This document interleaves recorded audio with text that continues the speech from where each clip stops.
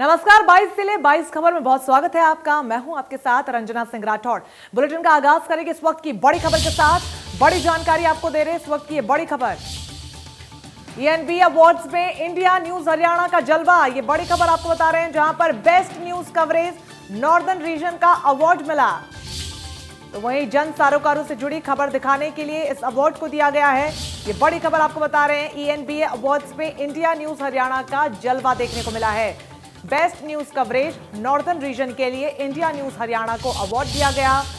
बड़ी खबर आपको बता रहे हैं इस वक्त की बड़ी खबर। ENB अवार्ड्स में इंडिया न्यूज हरियाणा का जलवा, बेस्ट न्यूज कवरेज का अवार्ड दिया गया। जन सरोकारों से जुड़ी खबर दिखाने के लिए अवार्ड से नवाजा गया। ENB अवार्ड्स में इंडिया न्यूज हरियाणा का जलवा, ये बड़ी खबर, जहां पर जन सरोकारों से जुड़ी खबर दिखाने के लिए अवार्ड दिया गया। साथ ही मॉनसून, सफाई और अस्पताल शो को मिला अवार्ड। ENB अवार्ड्स में इंडिया न्यूज हरियाणा का जलवा देखने को मिला। जिस तरीके से इंडिया न्यूज हरियाणा जन सरोकारों की खबरें दिखाता आया है, तमाम बड़ी खबरों को प्रमुखता से चलाता आया है, और यही वजह है कि ENB अवार्ड में इसको लेकर अब इंडिया न्यूज हरियाणा को अवार्ड दिया गया है। मॉनसून, सफाई और अस्पताल शो को यहां पर अवार्ड दिया गया है।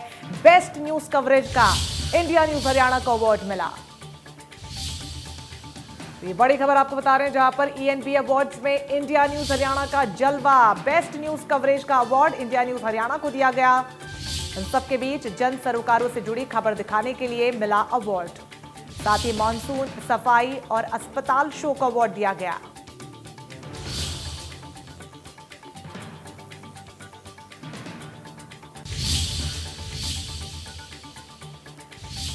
बड़ी खबर आपको बता रहे हैं, जहां पर ENB अवार्ड्स में इंडिया न्यूज हरियाणा का जलवा देखने को मिला। बेस्ट न्यूज कवरेज का अवार्ड दिया गया नॉर्दर्न रीजन के लिए। साथ ही जन सरोकारों से जुड़ी खबर दिखाने के लिए मिला अवार्ड।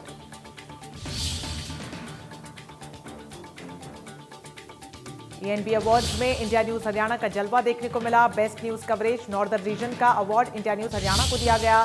मॉनसून, सफाई और अस्पताल शो को भी अवार्ड मिला है। लगातार जिस तरीके से बड़ी प्रमुख खबरों को प्रमुखता से इंडिया न्यूज हरियाणा बेबाकी से दिखाता आया है, और यही वजह है कि ENB अवार्ड्स में अब उसका फल यहां पर देखने को मिल रहा है। इंडिया न्यूज हरियाणा को अवार्ड मिला।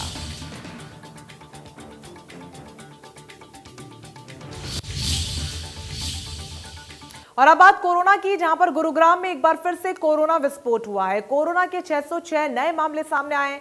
पिछले 24 घंटे में कोरोना के कारण एक व्यक्ति की जान भी गई है। तो वहीं 261 लोग कोरोना के चलते ठीक भी हुए हैं, जिनकी रिपोर्ट अब नेगेटिव आने के बाद वो घर लौट चुके हैं। कोरोना के दूसरे दौर में आज एक बार फिर कहीं ना कहीं कोरोना का बम फूटता हुआ नजर आया। आज गुरुग्राम में 606 कोरोना पॉजिटिव पेशेंट सामने आए। हालांकि 261 लोग ठीक होकर अपने घर लौटे। लगातार जिस तरह से कोरोना के मामले बढ़ रहे हैं, उस बीच कहीं ना कहीं प्रशासन की एक बड़ी चिंता भी बढ़ रही है। गुरुग्राम में आज कोरोना से एक व्यक्ति की मौत हुई है। वहीं अब कोरोना के जो एक्टिव मामले हैं वो 2607 हो गए हैं। इसके साथ साथ कुल आंकड़ों की बात की जाए तो 64,398 कोरोना पॉजिटिव मामले अभी तक सामने आ चुके हैं। हालांकि 61,298 लोग ठीक भी हो चुके हैं। लेकिन इस बीच सबसे बड़ा कारण यही है कि लोग जिस तरह से पहले एहतियात बरत रहे थे वो अब बरतते नज़र नहीं आ रहे हैं, और यही कारण है कि कोरोना के मामले लगातार बढ़ रहे हैं। हालांकि जिला प्रशासन की तरफ से लगातार सख्ती बरती जा रही है, लेकिन इसके बावजूद बढ़ते हुए मामले कहीं ना कहीं ये संकेत भी दे रहे हैं कि कोरोना का जो खतरा है वो और बढ़ता जा रहा है। गुरुग्राम से देवेंद्र भारद्वाज, इंडिया। तो वहीं कैथल में भी कोरोना का कहर देखने को मिला, जहां पर कोरोना के 63 नए मामले सामने आने के बाद अब मरीजों की संख्या 4,816 हो चुकी है, जबकि कोरोना से ठीक होने वाले मरीजों की तादाद 4,428 है। कोरोना के 320 मामले अभी भी एक्टिव हैं। कोरोना के कारण अब तक 68 लोगों की मौत हो चुकी है। देश में कोरोना संक्रमण की दूसरी लहर के चलते लगातार कोरोना संक्रमण के मामले लगातार तेजी से बढ़ते जा रहे हैं, जिससे केंद्र सरकार व राज्य सरकारों के लिए एक चिंता का सबब बनता जा रहा है। पिछले 24 घंटों में देश में 90,000 के करीब कोरोना संक्रमण के मामले सामने आए हैं, जिससे एक बड़ी इस साल की जो अगर आंकड़े की बात करें सबसे बड़ा आंकड़ा इस साल का है। लगातार बढ़ते मामलों को लेकर प्रदेश में भी हरियाणा सरकार सतर्क हो गई है और भीड़ भाड़ वाले स्थानों पर पाबंदी लगाने की तैयारी चल रही है। वहीं अगर हम कैथल जिले की बात करें, कैथल जिले में भी आज 63 नए मामले कोरोना संक्रमण के सामने आए हैं। कल ही 107 मामले भी सामने आए थे, जिससे जिला स्वास्थ्य विभाग के लिए एक चिंता का विषय बना हुआ है। और लगातार जिला प्रशासन कैथल वासियों से यही अपील कर रही है कि भीड़ भाड़ वाले स्थानों पर जाने से बचें और कोरोना गाइडलाइन का पालन करें, तभी हम कोरोना को मात दे सकते हैं। कैमरा पर्सन पृथ्वीराज के साथ जोगिंदर कुंडू, इंडिया। तो वहीं रेवाड़ी में कोरोना के बढ़ते मामलों को लेकर लोगों के साथ साथ लोगों में भी खौफ का माहौल है। पिछले 24 घंटे में कोरोना के 11 नए मामले सामने आए। हालांकि कोरोना के 3 मरीजों को ठीक होने के बाद घर भेज दिया गया है।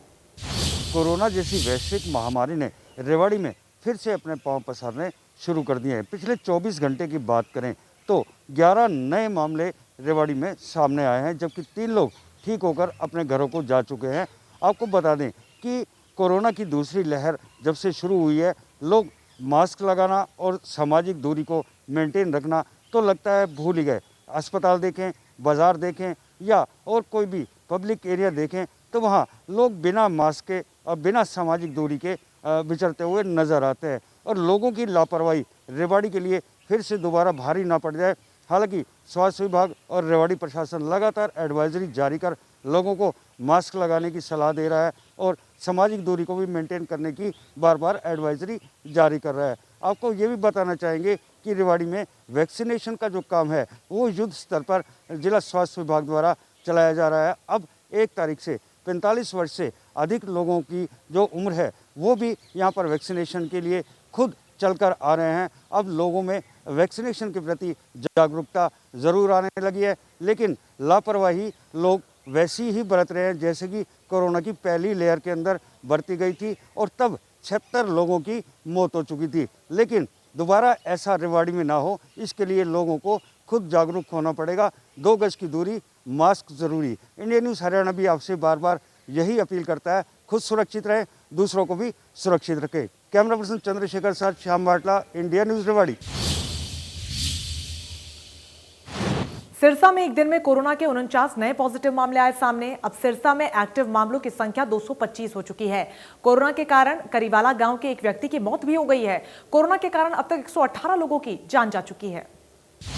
सिरसा में कोरोना का कहर लगातार जारी है। आज एक 35 वर्षीय व्यक्ति जो गांव करीवाला का रहने वाला था, कोरोना वजह से उसकी मौत हो गई।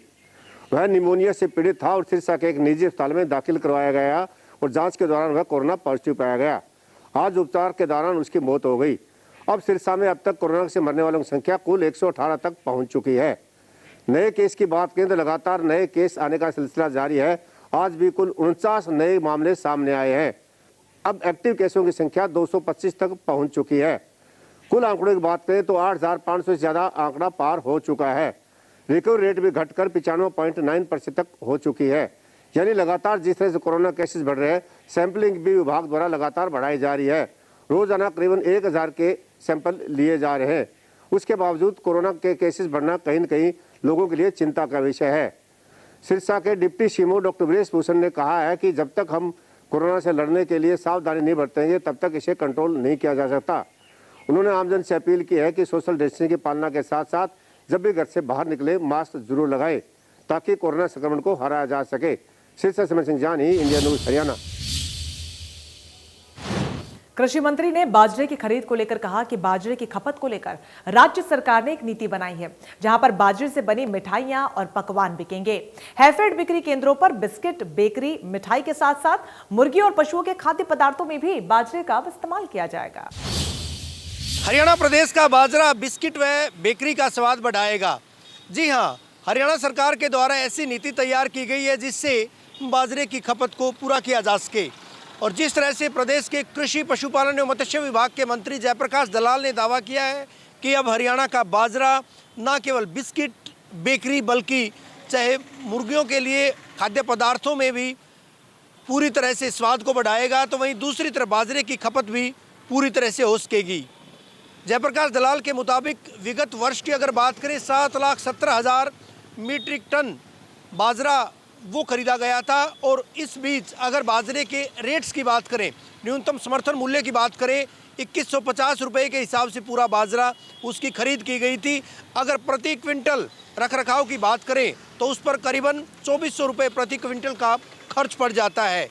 लेकिन अगर भावों की बात करें तो 1100 से 1200 रुपये भाव ही प्रति क्विंटल बाजरे के पड़ते हैं। इस बीच इस घाटे को पूरा करने के मकसद से प्रदेश सरकार के द्वारा बाजरे को लेकर एक नई नीति अख्तियार की गई है और इस नीति के तहत बिस्किट व बेकरी कंपनियों से सरकार के द्वारा संपर्क साधा गया है और अब न केवल बिस्किट में बल्कि बेकरी व दूसरे उत्पादों में, दूसरे खाद्य पदार्थों में हरियाणा के बाजरे का उपयोग किया जाएगा, उसको खपाया जाएगा। साथ ही साथ अगर बात करें कृषि मंत्री की, उन्होंने ये भी दावा किया कि हरियाणा वो राज्य है जहां पर न्यूनतम समर्थन मूल्य के मामले में किसान काफ़ी समृद्ध हो रहे हैं। उन्होंने कहा कि न केवल बाजरा बल्कि गेहूं व सरसों का भी न्यूनतम समर्थन मूल्य तय किया गया। अगर सरसों की बात करें तो सरसों का समर्थन मूल्य इतना तय किया गया कि बाजार में उससे भी ज़्यादा कीमत देने के लिए लोग तैयार हैं। वीडियो जर्नलिस्ट सुमित अवस्थी के साथ रवि जांगड़ा, इंडिया न्यूज़, हरियाणा। खबर फतेहाबाद से, जहां पर बीजेपी विधायक और सांसद के कार्यालय में पहुंचने की जानकारी मिलते ही किसानों ने विरोध करना शुरू कर दिया और बीजेपी कार्यालय का घेराव भी किया। किसान नेता राकेश टिकैत पर हुए हमले के विरोध में किसानों ने रोष जाहिर किया।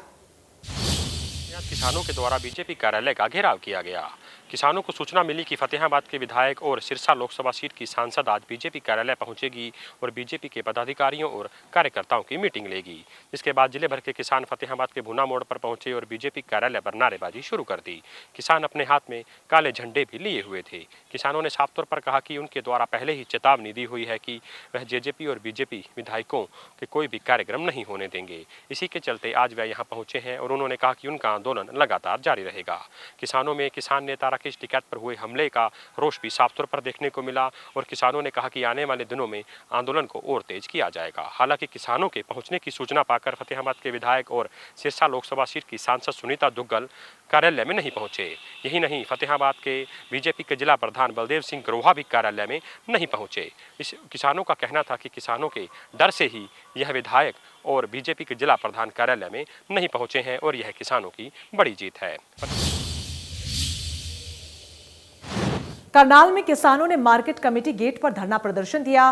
किसानों का यह प्रदर्शन गेट पास और एसएमएस मैसेज का विरोध करने को लेकर किया गया।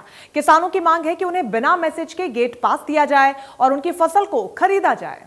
फसल की खरीद न होने से करनाल के किसान के जिले के किसानों ने आज धरना प्रदर्शन कर दिया और आज मार्केट कमेटी के दफ्तर में घुस गए और अंदर ही लंगर पानी शुरू कर दिया। किसानों की मांग है कि उनके बिना गेट पास के अंदर गेहूं आनी चाहिए। वहीं उनके जो मैसेज का सिस्टम है वो भी उनको ठीक नहीं लगता, उसका भी बायकॉट किया और रोष में उन्होंने आज कमेटी मार्केट के बाहर धरना प्रदर्शन किया और एसडीएम का घेराव किया। किसानों की मांग है कि सभी जो भी किसान अपनी ट्राली लेकर आए उसको बिना किसी गेट पास के या मैसेज के अंदर आने दिया जाए। इसी की मांग को लेकर उन्होंने धरना प्रदर्शन किया हुआ है और मार्केट कमेटी दफ्तर का घेराव किया हुआ है। फिलहाल किसान धरना प्रदर्शन जारी है। करनाल से केसी आर्या, इंडिया न्यूज़।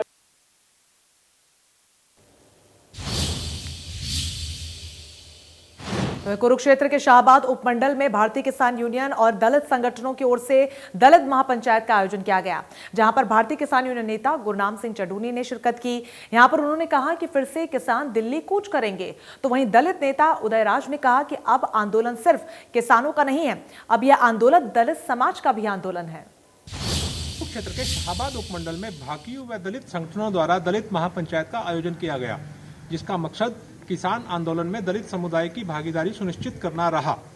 भाकियू प्रदेश अध्यक्ष गुरनाम सिंह चडूनी ने अपने संबोधन में कहा कि किसान आंदोलन से सब वर्गों को जोड़ने के लिए आज दलित महापंचायत का आयोजन किया गया है। उन्होंने कहा कि 3 काले कृषि कानूनों के खिलाफ जगी अलख तब तक नहीं बुझेगी जब तक ये कृषि कानून वापस नहीं होंगे। उन्होंने दावा किया कि यह आंदोलन सिर्फ किसानों का नहीं बल्कि जन जन का आंदोलन बन गया है। वहीं कार्यक्रम में भाग लेने आए नेता उदित राज ने कहा कि खुलकर 3 कृषि कानूनों का विरोध करना होगा और लंबी लड़ाई लड़ने के लिए तैयार रहना होगा। कुरुक्षेत्र से राजीव अरोड़ा, इंडिया न्यूज़, हरियाणा।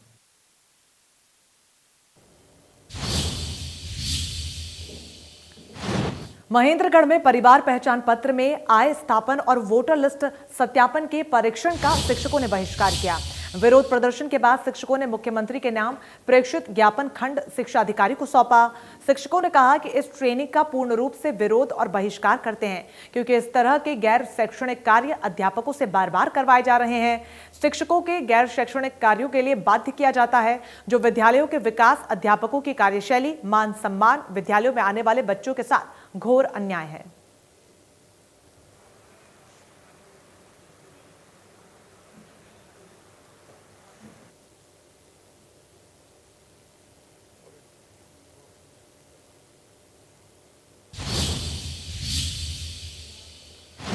फरीदाबाद में कुछ दिन पहले सरकारी खजाने से 2 करोड़ रुपए से ज्यादा की हेरफेर करने का मामला सामने आया था। इस मामले में इंडिया न्यूज हरियाणा की खबर का बड़ा असर हुआ है। बता दें कि बीडीपीओ पूजा शर्मा को अब सस्पेंड कर दिया गया है। पूजा शर्मा पर लाखों रुपए के गबन का आरोप है। भाई की फर्म के नाम पर फर्जी तरीके से चेक काटने का आरोप है। मुंजेड़ी गांव से जुड़ा यह मामला। साथ ही आपको यह भी बता दें कि डीसी ने बीडीपीओ को सस्पेंड करने की सिफारिश भी की थी।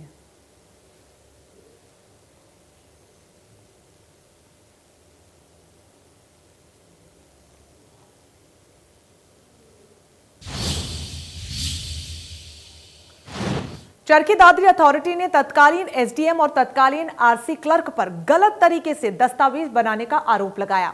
आरोप है कि वो दूसरे राज्यों से चोरी की 2 गाड़ियों का फर्जी रजिस्ट्रेशन कर दस्तावेज बनाए थे, जिसका खुलासा सीएम विंडो की टीम ने किया। चरखी दादरी अथॉरिटी में एक बड़ा गड़बड़ झाला सामने आया है, जहां पर चोरीशुदा 2 गाड़ियों का री रजिस्ट्रेशन यानी पुनः पंजीकरण करवाया गया है। और पंजीकरण भी ना केवल एसडीएम बल्कि उसके आरसी क्लर्क की शह पर किया गया है। जी हाँ, यह बात हम नहीं कह रहे, बल्कि सीएम फ्लाइंग स्क्वाड के द्वारा जिस तरह से छापामार कार्रवाई की गई थी, उसके बाद इस बात का रहस्योद्घाटन हुआ है। सीएम फ्लाइंग के द्वारा शिकायत के बाद छापामार कार्रवाई की गई और जो रिकॉर्ड जांचा गया उसके मुताबिक 2 ऐसी गाड़ियां, एक गाड़ी राजस्थान से थी और दूसरी गाड़ी मध्य प्रदेश से थी। दोनों गाड़ियां चोरीशुदा थी और दोनों गाड़ियों का री रजिस्ट्रेशन चरखी दादरी अथॉरिटी में करवाया गया था। और तत्कालीन एसडीएम व उसके आरसी क्लर्क के खिलाफ अब विभिन्न धाराओं के तहत मामला दर्ज कर लिया गया है और इस गड़बड़ झाले के दूसरे सूत्रधारों को भी अब खोजा जा रहा है। ये भी तलाश की जा रही है क्या कि महज ये 2 गाड़ियां ऐसी थी जिनका पंजीकरण हुआ है, या उससे पहले या उसके बाद में भी कोई चोरीशुदा ऐसी गाड़ियां थी जिनका री रजिस्ट्रेशन चरखी दादरी अथॉरिटी में हुआ है। बहरहाल छापे के बाद कहीं न कहीं प्रशासनिक अमले में और यूं कहिएगा कि अथॉरिटी के जो अधिकारी कर्मचारी हैं उनमें हड़कंप की स्थिति देखी जा सकती है। चरखी दादरी से सहयोगी अनिल लहरी व वीडियो जर्नलिस्ट सुमित अवस्थी के साथ रवि जांगड़ा, इंडिया न्यूज हरियाणा। यमुनानगर में अतिक्रमण हटाने आई नगर निगम की टीम और व्यापारियों के बीच हाथापाई हो गई, जिसके कारण लगभग 3 घंटे तक बाजार बंद रहा।